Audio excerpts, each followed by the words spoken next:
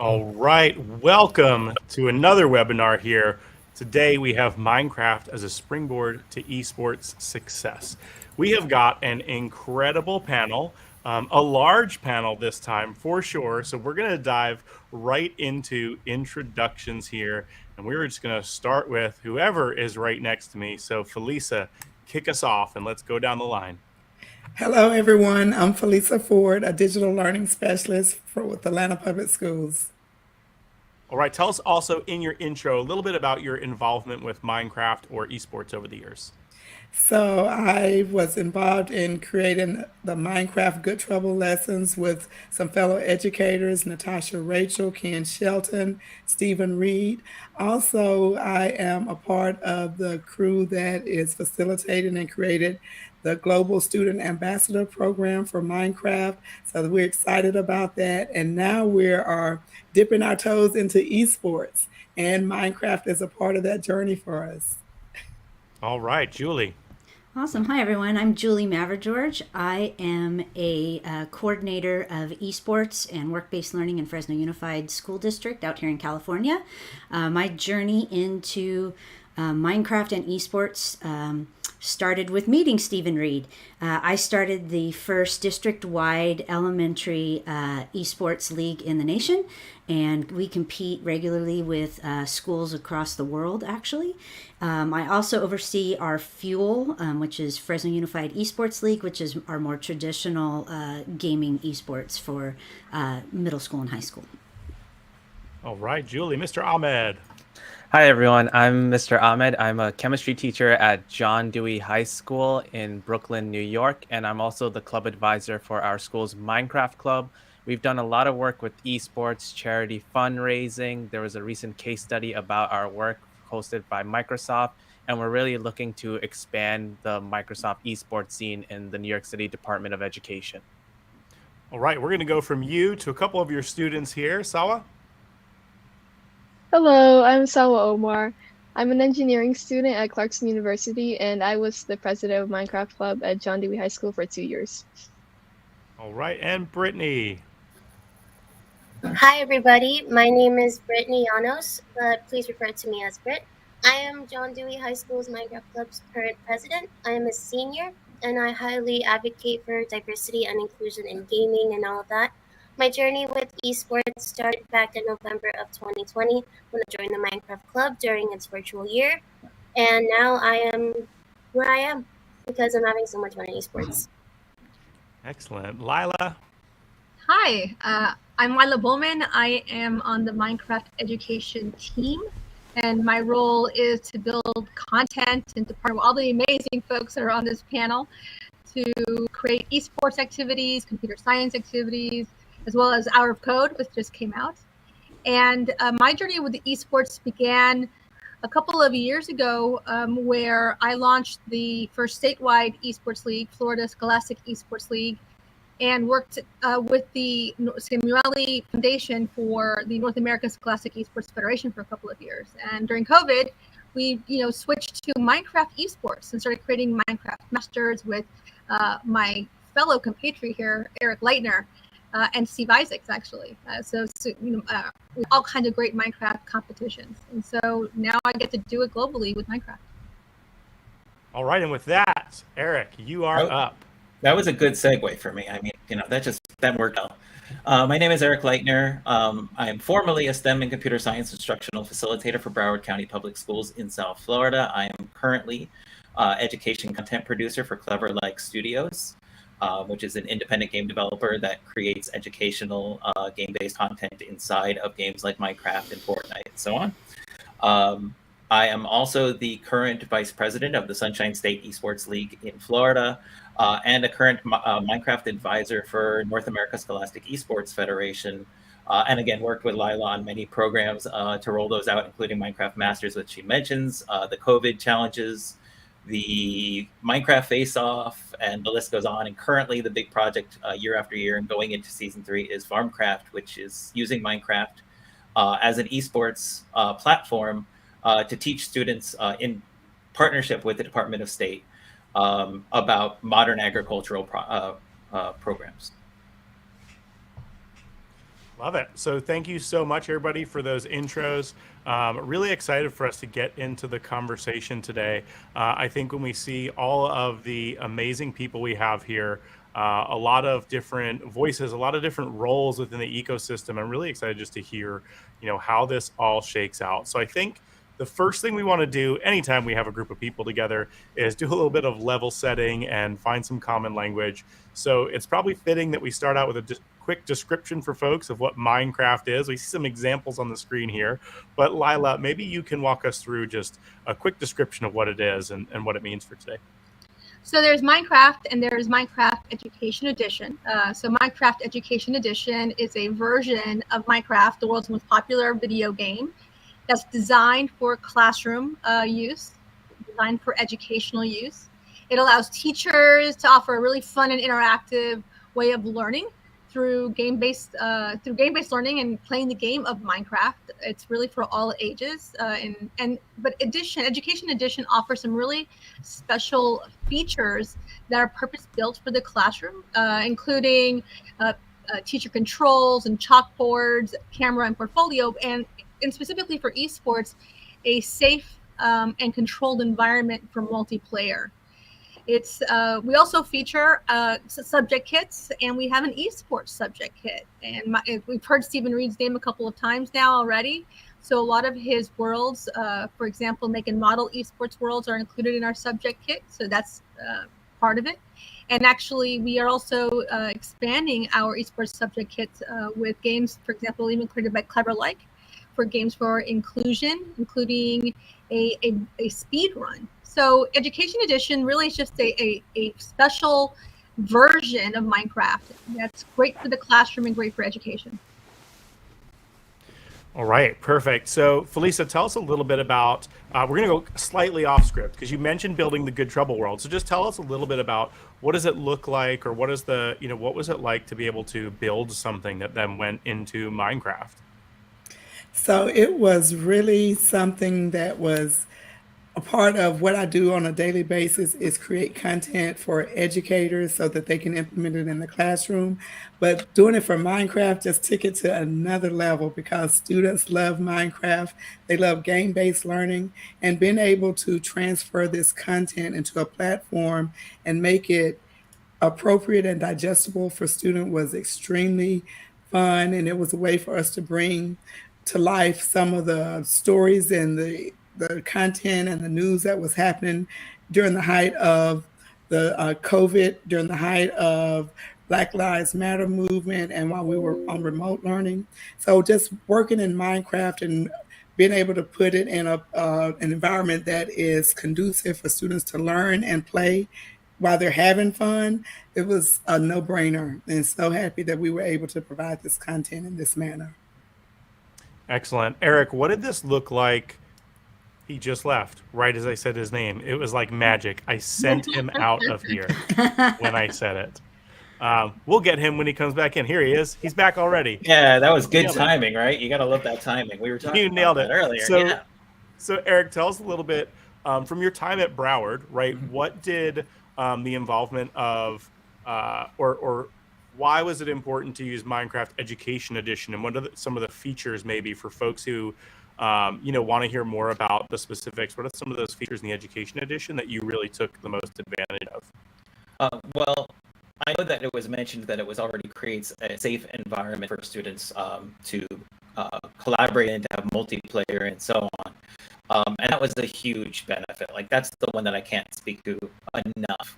But there's also a tool set that's within there that allows students to share their voice that we not find in some of the other ones. So, in our desktop versions or Windows versions, Java versions of Minecraft, you have things like signs. But in the Education Edition, you have things like boards, you have the book and quill, you've got camera mode, and those cameras, they keep updating those features to allow students to post those photos and things like that. So creating spaces where students can not only engage with each other, collaborate, or compete, but also share their voice is something that it does really, really well. And again, Minecraft Education Edition also does a great job of making sure that teachers have the tool sets they need to feel comfortable and safe using the software. So things like classroom mode to monitor and observe what students are doing in the world, and kind of have that classroom management piece have been fantastic, as well as just listening to teacher voices on the forums and things like that to make sure that teachers feel comfortable and know that they're going to be heard if there are issues or concerns is something that they do phenomenally well. Got And it.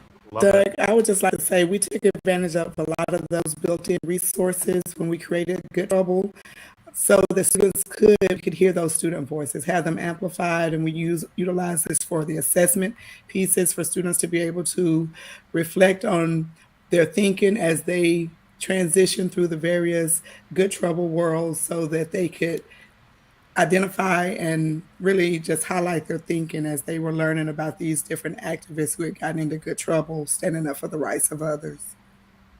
Love it. All right, now we're gonna get into some of the fun part. Sawa, what originally drew you to Minecraft? So I started playing Minecraft when I was about 8 years old, and what initially drew me in was the open world aspect of the game, because I always liked like sandbox sized games because they just encourage creativity so much. And I also like that I could play the game with my siblings easily, and like so many of my good memories were built upon Minecraft. So when I first heard that John Dewey High School had a brand new Minecraft club, I knew that I had to join.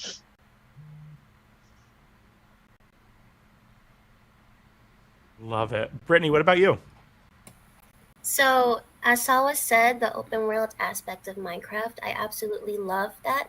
I was an only child for over 10 years ish, so I would always play Minecraft by myself. When you have a lot of creativity in your hands, you could do whatever you want.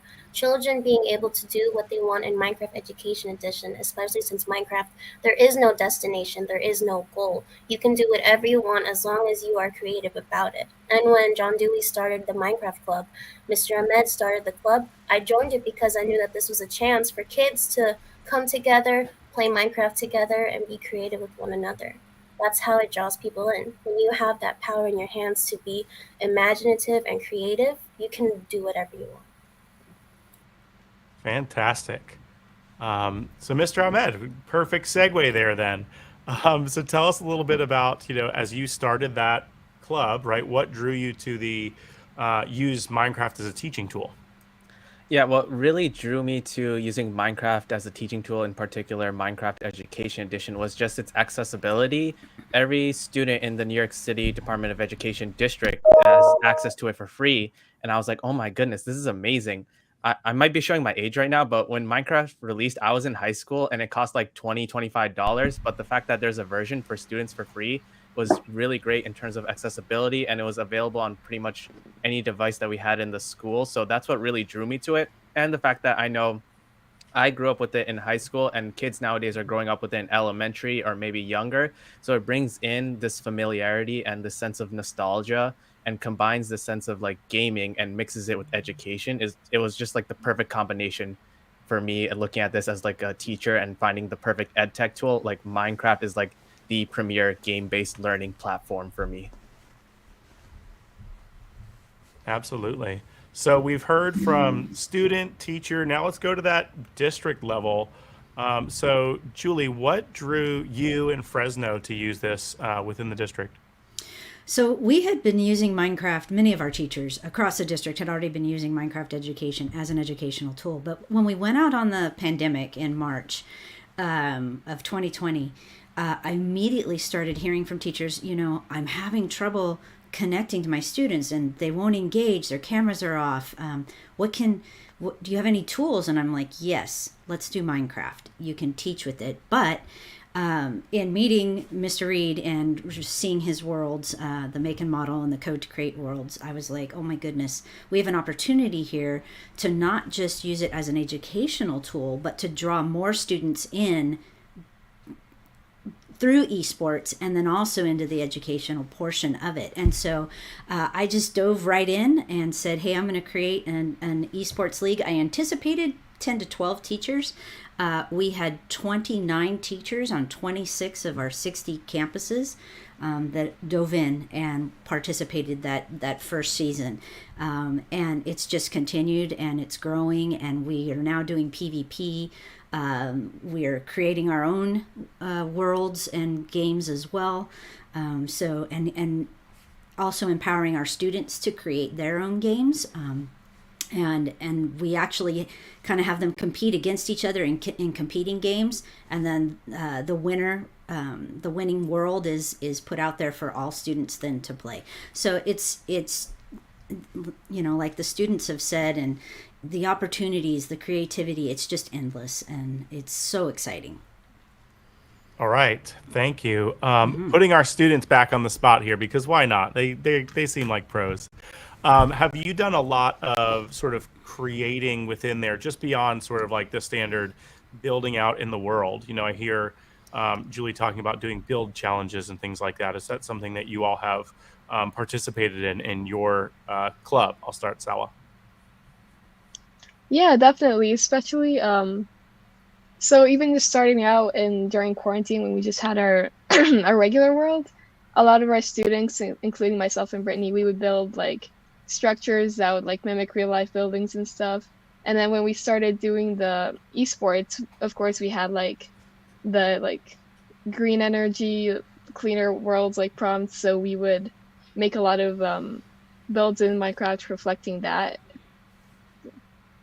All right, Brittany. So during the sessions we had within the virtual school year, all the students would basically build these kinds of landmarks or buildings with things that got them through the pandemic. So I would see students being creative and building these certain figures they look up to. We would build things out of games. For example, me and Salwa would build this store called Nick's Cranny from Animal Crossing, and we would try to incorporate it into Minecraft Club. Students would build other stuff like community centers and all of that. So whatever was getting them through the pandemic was what students put onto Minecraft. I love that. Love that so much. So Eric, you sort of used Minecraft as a springboard towards esports, right? So in Broward County, like what did that connection look like for you all? Right. So it did start very much the way that a lot of the participants on the panel here are mentioning, with things like build challenges. And we offered, even at a district level, several build challenges. And actually, to be honest, while the pandemic was this really dreadful situation that we had to figure out ways to get through, it was also the ideal opportunity for us to kind of test the waters of this. And that's exactly what happened. So the initial build challenges that were created ended up going global through NASEF, leading to Spanish language versions and things like that were used in Mexico with educational programs. And that just sort of kept growing. If we look at the connection to esports, we remind ourselves that while esports, and accurately so in its definition from a professional standpoint, is this sort of head-to-head competitive spectacle, spectator event, and so on, there are other ways to look at that competitive nature, whether it's build challenges, which we started with, speed runs, which I know Lila made mention of, because Cleverlike did develop a speed run world, a parkour world that was used by the Special Olympics very recently. And also just the idea of high scores, right, and records. So if we look at websites like Twin Galaxies, which is like the global video game record-keeping website, you'll find all sorts of people competing in all sorts of particular challenges there, in head-to-head, whether it's speed runs, whether it's high scores, whether it's rapid builds and all that. And those records are kept there.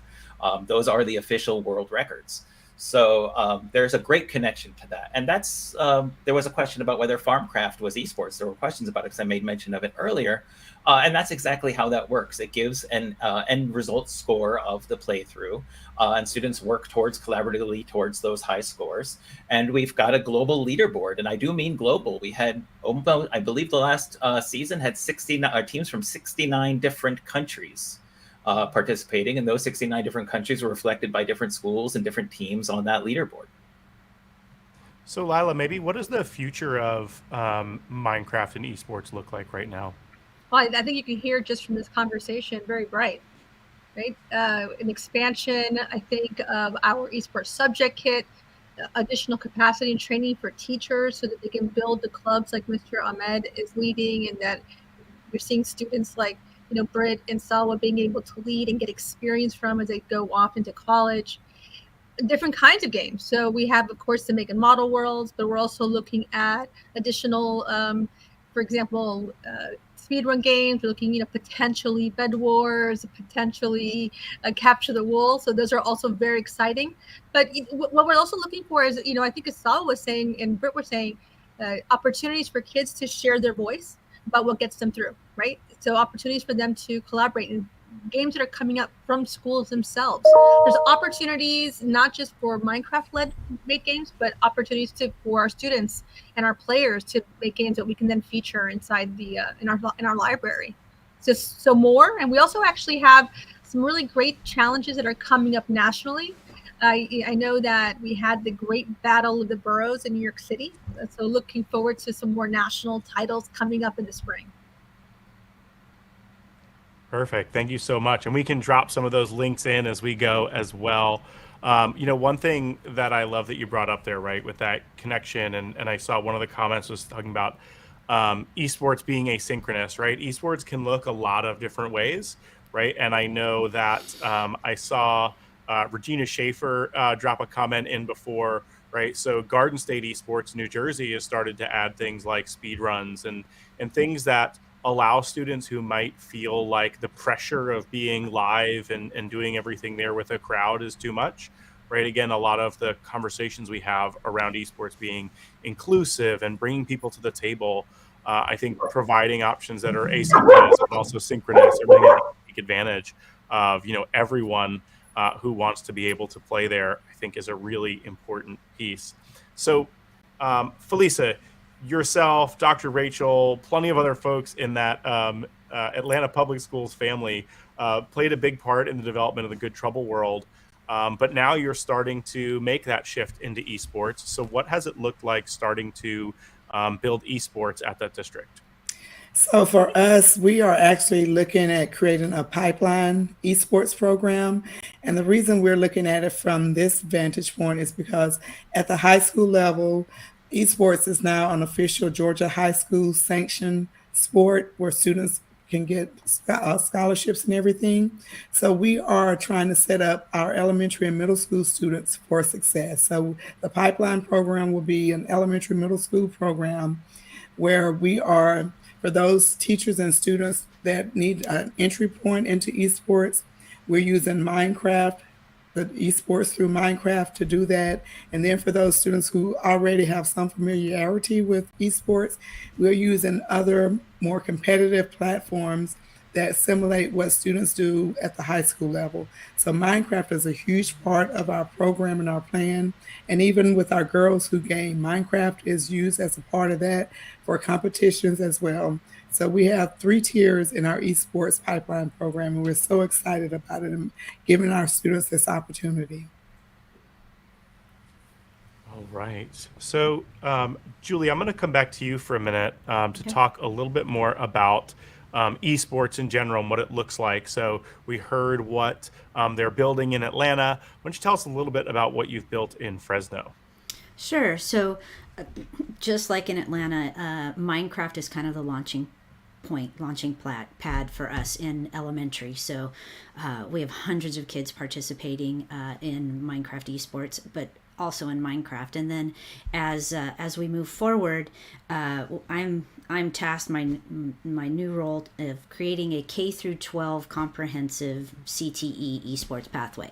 So we are looking at all of our CTE courses, and sections of those will be taught through the lens of esports, and meaning esports not just gaming, but when we look at video production and audio production and event production and shoutcasting and broadcasting, and it goes on and on and on, we are infusing that into our already existing CTE courses. But I am also then writing some elementary curriculum with Minecraft as kind of the basis of that, and for esports and what that will look like, so that teachers can teach through that lens. It's just such an interactive and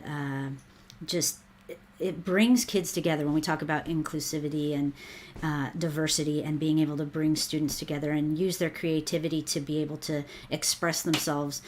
So many students we recognize struggle with being able to take exams or write well at a young age, but they can express through building the stories they've read and their educational goals.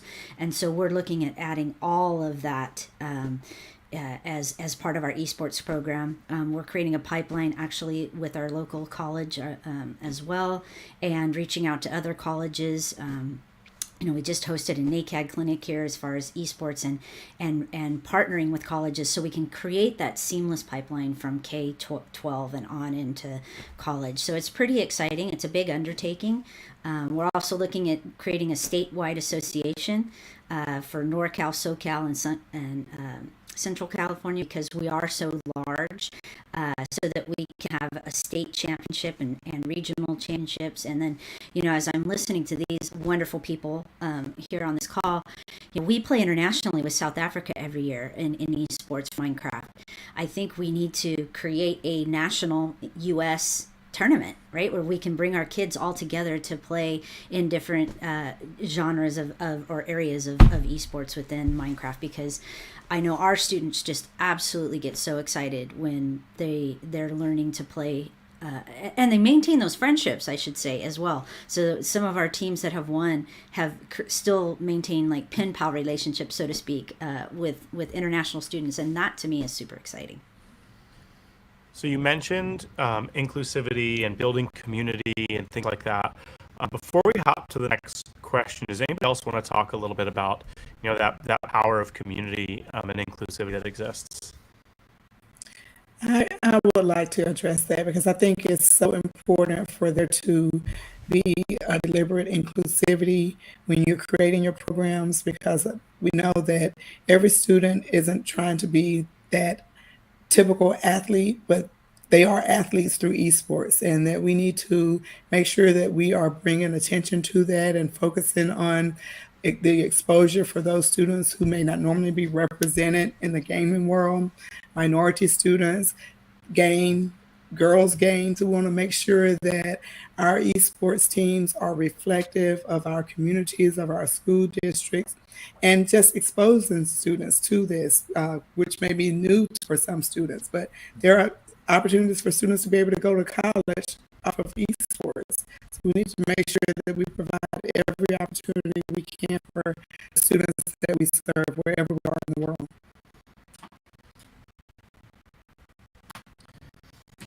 Britt or Sal, I don't know if you want to hop in here. What did this mean at your school? Having not had this when you got there, right? And then So before having this club, a lot of students, I guess, during the pandemic and all of that, no one was really connected because of how socially awkward people can be, how there wasn't any physical appearances or anything like that. So after having the Minecraft club, people with language barriers, people who don't understand what gaming was, people who never had interacted with games or other people in general, this is what brought them all together, which is why I agree with everyone else when we're talking about inclusivity and all of that, to bring all voices to the table. Such as in our Minecraft club, we have some Spanish speakers who come often and play Minecraft all together. I love that. Sawa, anything to add there? I was gonna say, yeah, similarly, especially in the like online environment, having everything like be virtual helps a lot of more people be like comfortable playing with each other and speaking to each other, because it removes like that, like having to face stereotypes and things like that. But I think that even when we like went in person, I think in our classroom specifically, there wasn't a lot of that pressure. It was a very welcoming environment for everyone to come and join the club. Perfect. So we're sticking with the students for this next question, because they were on up next anyway. So we talked about community and inclusivity, but I would imagine that things also got a little competitive in the club. So, Sawa, you're already in that spot. So I'm going to shift right to you. Did it get really competitive among that community once it was built? I'm going to say that Minecraft Club had something for everyone. So if you wanted it to be competitive, it could be.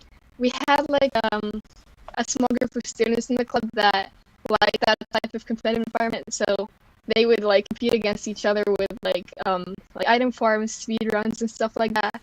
We also had space for like the more casual gamers that just wanted to play to have fun. So I would say that even though Minecraft Club itself is a very collaborative environment, there was like if you wanted to be competitive, we did have those aspects for you. So, like people could get whatever they wanted out of the club. Were you more of a casual or more of a competitive player? I was definitely one of the more casual players. Like, I would just I would come on the world and just build things. That's mostly all I did, is just build things and then like observe the chaos of the competitive players. I like it. Britt, what about you? So I have to agree with Sawa. Our Minecraft club, there is people. It depends on who you are. We would have people doing speed runs and all of this. And because Minecraft is such a free game, open source, you can do whatever you want. People just put whatever they had on their minds into the game. And I would say I'm probably more of the competitive players. I would go on there and who can get the most food in Minecraft. And I think at some point in the club, everyone was stealing each other's food. We couldn't eat or at all. People ended up dying and other stuff. But it's more about competitive collaboration, I would say. The esports challenges and all of that, our club comes together to build something that, in competitive terms, would be better than other schools. So that would be the competitive part. But as of something overall, I don't think our club is that competitive, just more collaborative. I like it. I like the idea of competitive collaboration. I think that pushes everybody forward as well. So we'll go to Julie on this. Actually, let's go to Mr. Ahmed. We haven't heard from you in a while. We've been pushing on your students here. We appreciate you bringing them on. They're doing a phenomenal job. So why do you think it's important to start with a foundation of something like Minecraft? Yeah, so that is a great question. Like my students have mentioned, Minecraft is so accessible. It's very open-ended with the way you can take it. You can take it into a collaborative place where they're just playing together, or you can make it much more competitive with speedruns and player versus player arenas. So it's a great foundation because it helps students learn more about themselves and what their interests are as they're playing. Since there's no specific goal, you make your own goal, and it really helps them find where they are with their expertise. And it's just a phenomenal place to just start with esports. And I've seen people talk about the idea of asynchronous esports in the chat. That's something that we really haven't seen before in any other game besides Minecraft. So it was really cool that people can hop on and participate in esports whenever they're available. Because as we know, nowadays, we are also busy with so many different things, as well as my students. They're a part of Minecraft Club, but they also have other commitments as well. And providing like an asynchronous nature to this esports is just so convenient for them. And I believe I see somebody in the chat talking about students with disabilities. That is super important as well in our Minecraft Club, and providing equity and inclusion for them. In our Minecraft Club, we have an Xbox adaptive controller, which Britt and our Vice President Ezra, who's not on the stream right now, but they showcased this Xbox adaptive controller to our mayor and the president of Microsoft, and how it can be used for Minecraft. And it was just amazing to see how we can still make a video game super accessible to anybody and catering to their needs. It was just a phenomenal experience, and it's just a great foundation because it's so open-ended. I like this. We're also getting there's a lot of love for Mr. Ahmed in the Yeah. in the comments and in the chat here. We are digging. Totally agree. Best chem teacher ever. All right, as we start to get towards the end of the questions here, maybe Julie, talk a little bit about why you have built a foundation of Minecraft for esports at Fresno. So why is it important to start with that foundation for you all?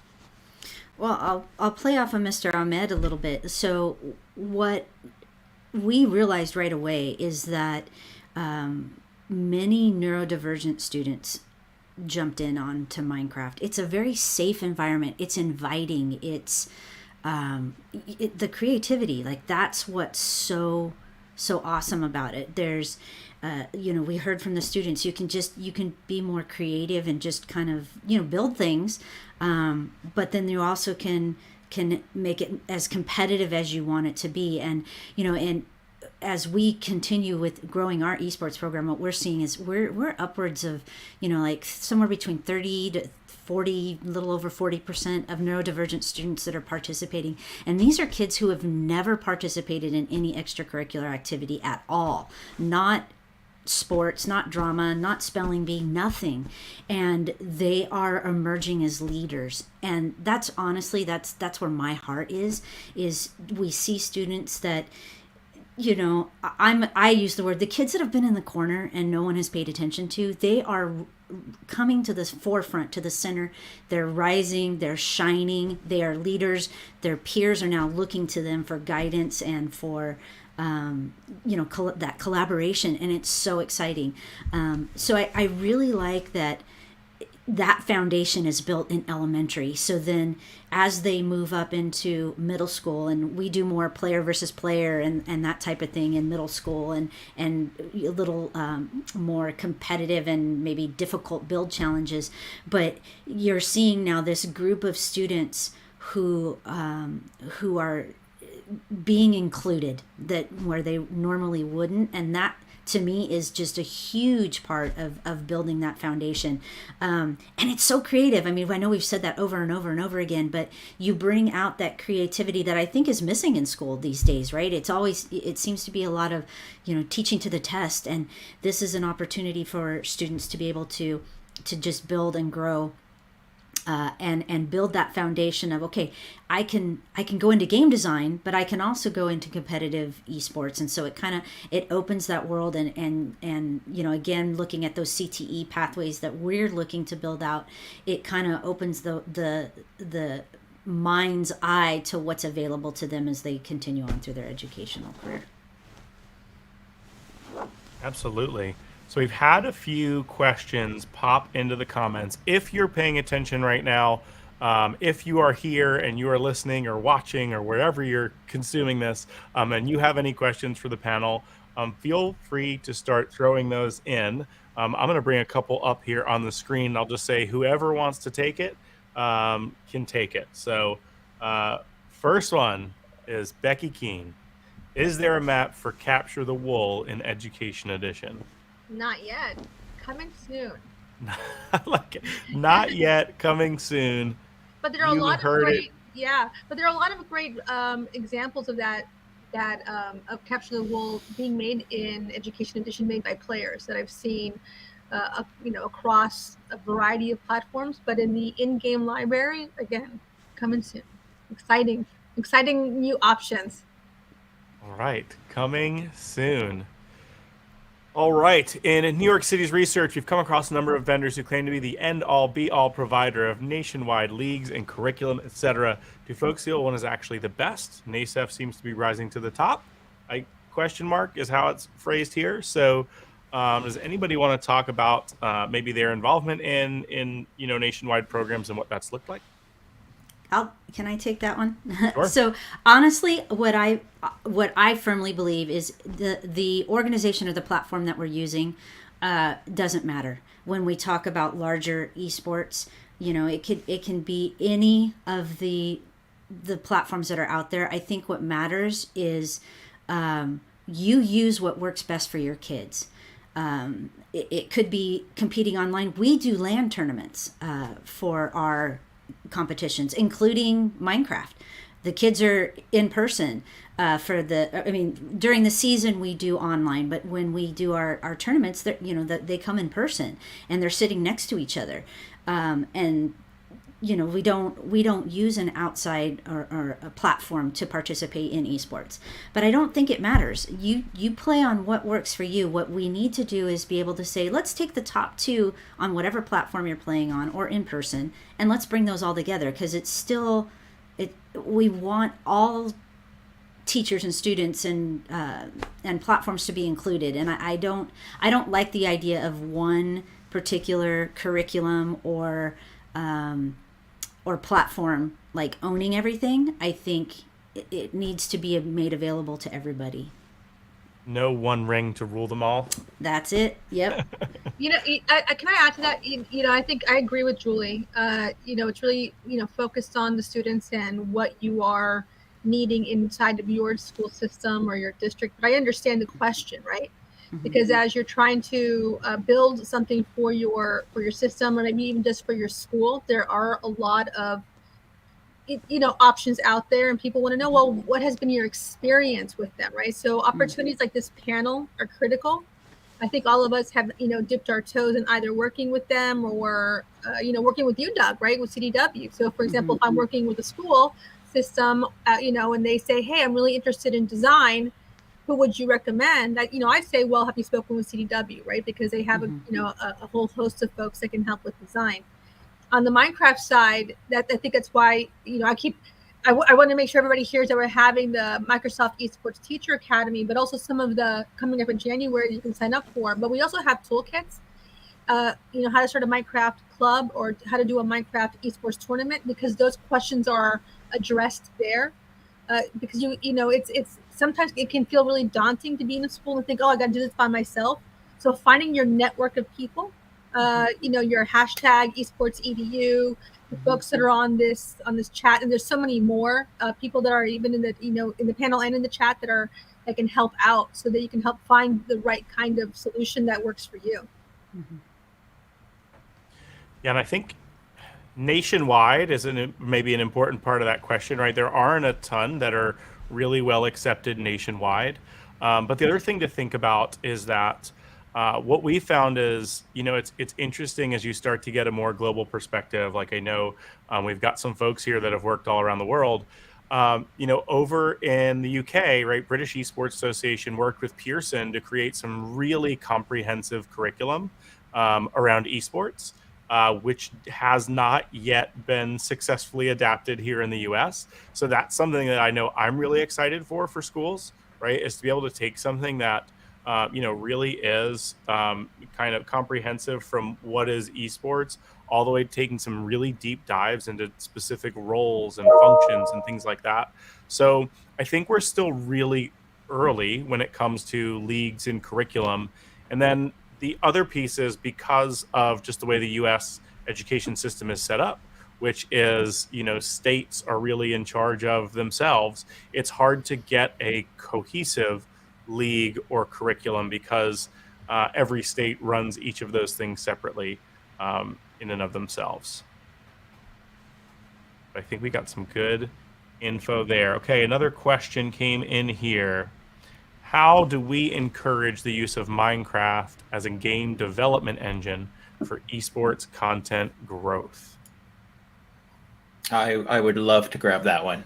You're not allowed, actually. Oh, okay. Never mind. Let me mute myself again. I'm out. Perfect of a setup for you to start. I know. Because this is sort of the pathway that became my pathway. I mean, I definitely didn't start off in the role I'm in now, and used Minecraft as a way to kind of bring students into STEM opportunities in STEM fields initially.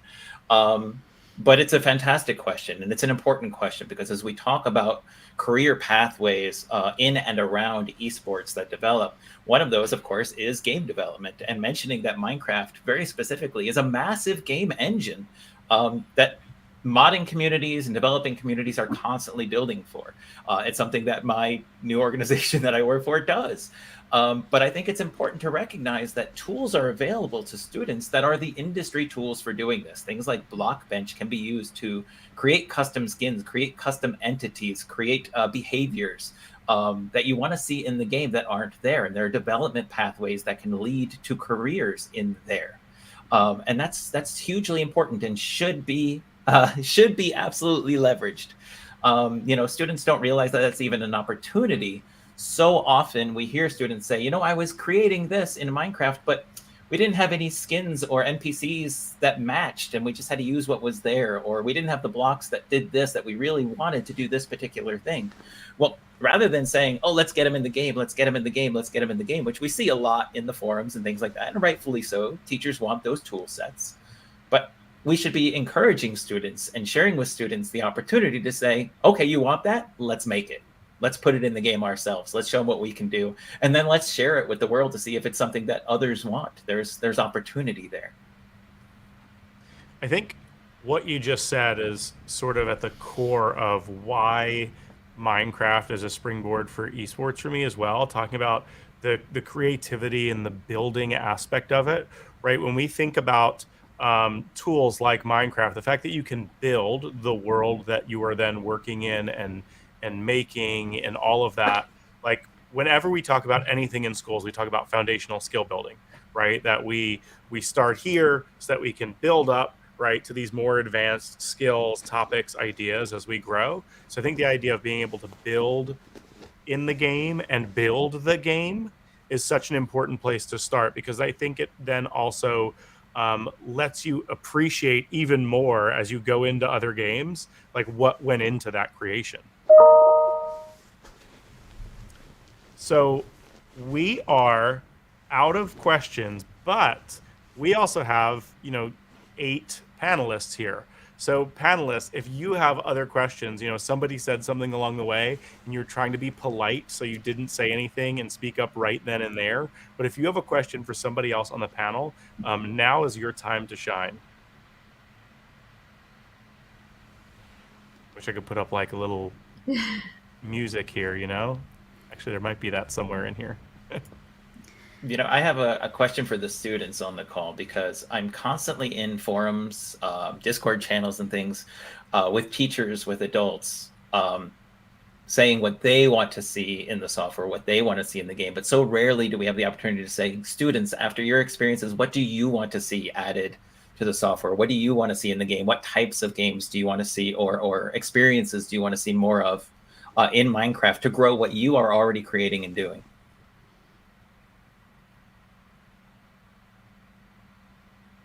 All right, Britt and Sawa, we love putting you on the spot today. I think what someone brought up earlier about like creating your own skins and blocks, I think that is a really great tool for students' creativity. Like, instead of putting on you guys to be like, oh, make this block, make these skins, having that tool like ingrained in Minecraft Education Edition itself would be like really nice to have. In Minecraft Education Edition, well, me specifically, I'm a huge animal lover. I really love animals. And in Minecraft itself, besides Education Edition, I would really love to see if there were different kinds of parrots. I would love to see more marine life, especially marine life, because I can tell that, because I played the Frozen Planet maps recently, and that really inspired me, because I was talking to myself and I was like, wow, are animals there underwater on land? I feel like we need to represent that more. And what way to represent that more to kids is through Minecraft Education Edition. So that's what I would love to see more. All right. Any other questions by the panel for the panel? Well, I have a question for you, Doug. Uh-oh. That's actually not allowed. That's one of the rules. You had to sign that piece of paper when you started. Well, it's interesting that I look at the title of this panel, which is Minecraft as a Springboard to Esports Success, which I agree with, because I've seen, defining esports success in so many different ways, as we've done, right? Whether it's academic achievement, having our students be more engaged, connecting to careers, the idea of the game as an engine. But you work very globally. When you thought about this this Springboard to Success, this panel, why did you choose Minecraft? What was it about Minecraft that you said, this is going to be my first foray out there? Yeah, so we have hundreds, if not thousands, of conversations every year around esports, right? So the team that I work on, we talk about esports and esports in education only. And I think what so many folks do when they start to build esports programs is it started by like one passionate individual who likes gaming or games and brings that into a school. But what I think is really important, and what this amazing panel has highlighted today, is that it's really about so much more than games and gaming, and it's about being inclusive and building community and providing an outlet for students And I think one thing that Minecraft does just an incredible job of is, for one thing, it has that player base, and it's so accessible, and there's people are so familiar with it when they get started. Um, but to the point of, again, all these amazing folks, Minecraft also does a really amazing job of building community already, and acting as a connecting point for people. So being able to have that as that springboard, being able to have that as building that foundation becomes so vital. Because if people are just starting their program based on being passionate about gaming, what they miss is building that foundation, right? And they think about, let's get kids playing Rocket League at high school, which is esports, right? And it's important in that conversation. But when we build anything that we want to be successful in schools, we start building it early at the youngest grades, at the youngest ages, and then have it build up from there. So I think that's why for us, like, we bring up Minecraft in almost every esports conversation we have at K-12.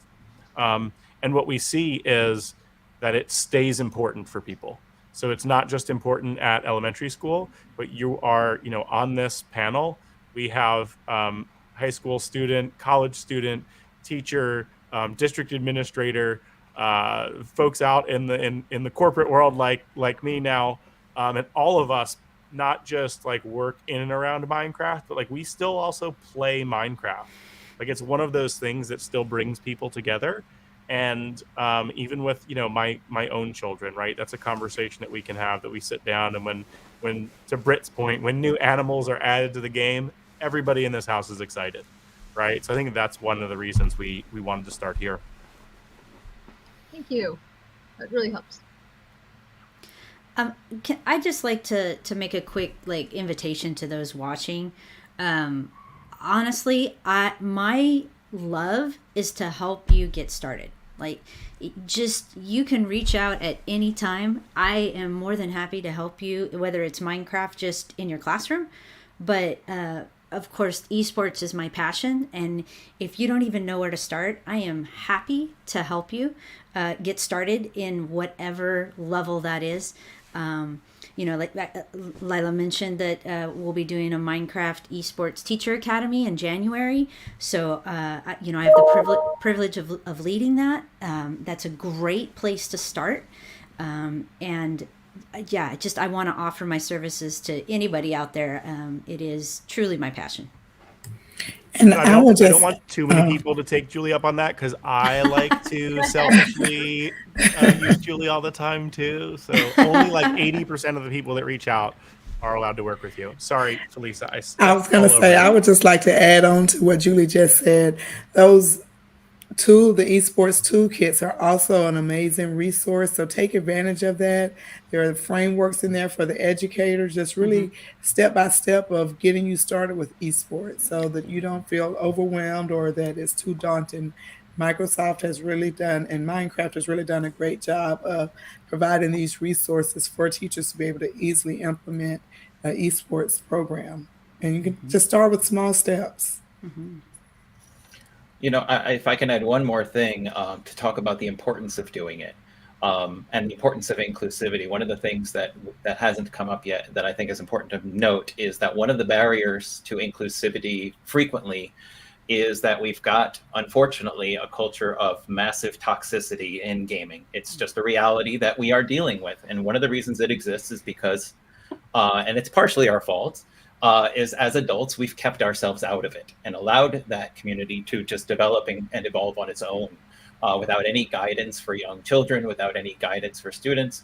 And of course, it very negatively affects, especially and proportionally, people of color, of women, minority groups in general.